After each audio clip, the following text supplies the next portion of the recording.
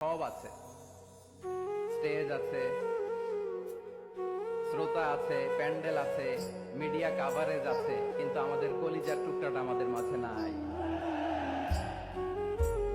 আজকের এই প্রোগ্রামে আলোচক হয়ে এই চেয়ারে আমি না বসে ওই শ্রোতাদের কাতারে বসে যদি আমাদের আল্লামার নুরানি চেহারার দিকে তাকিয়ে ওয়াজ শুনতে পারতাম, আমাদের হৃদয়টা ঠান্ডা হয়ে যেত, আমাদের তৃষ্ণার্ত হৃদয় শান্ত হতো। সব আজকে আছে, কি যেন নাই, ঠিক কিনা বলেন?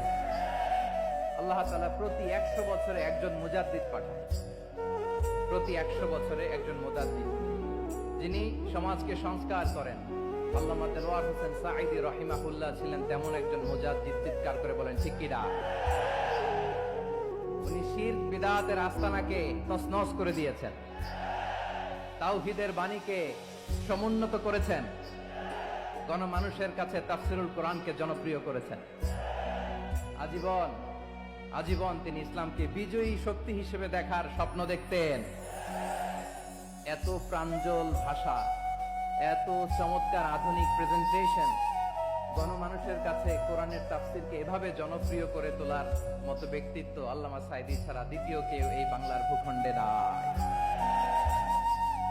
এই যে তাফসিরুল কোরআন, এই যে টার্মিনোলজি, এই টার্মটাই উনি আসলে জনপ্রিয় করেছেন। আমরা আগে জানতাম না যে এভাবে তাফসির করা যায়, এভাবে scientific indications of the Holi কোরআনকে মানুষের কাছে পেশ করা যায়, এভাবে এত জীবন ঘনিষ্ঠ করে, এত ইন্টারেক্টিভ করে কোরআনের কথাগুলো মানুষের কাছে উপস্থাপন করা যায়।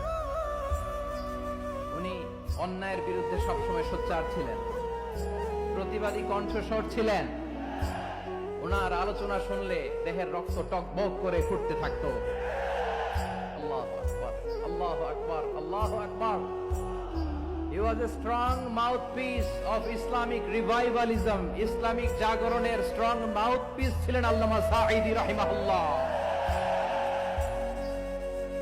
অনেক দোয়া পেয়েছেন, আমরা পড়েছি, এমন জীবন তুমি করিবে গঠন, মরণে হাসিবে তুমি, কাঁদিবে ভুবন।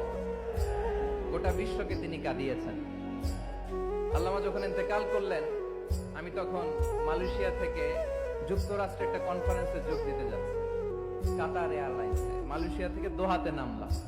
দোহায় যখন আমার ট্রানজিট, তখন শুনতে পেলাম যে আল্লামা বিদায় নিয়েছে। সোশ্যাল মিডিয়ায় শুনে বিশ্বাস করতে পারলাম না। মুহূর্তের মধ্যেই মাসুদ সাঈদী ভাইকে মেসেজ করলাম, উনি কোনো উত্তর দিতে পারলেন না। মাসুদ ভাইয়ের সাথে যখন কোলাকুলি করি, আমাদের শামীম ভাইয়ের সাথে যখন কোলাকুলি করি, মনে হচ্ছে আল্লামা সাঈদীর ঘ্রাণ পাই। শরীরটা লিটারালি কাঁপছিল, নিজেকে মানাতে পারছিলাম না, বিশ্বাস করতে পারছিলাম যে আসলে আল্লামা বিদায় নিয়েছেন।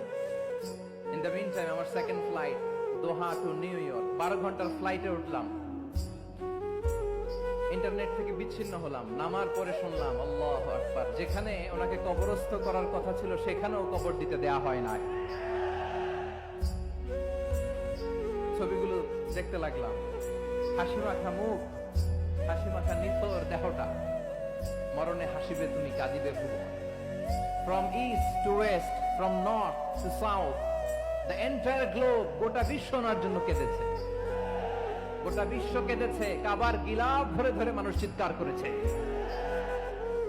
এর চেয়ে শ্রেষ্ঠ মৃত্যুকার হতে পারে? আমাদের আল্লামার আর কি পাওয়ার ছিল বলেন? আর কি পাওয়ার ছিল?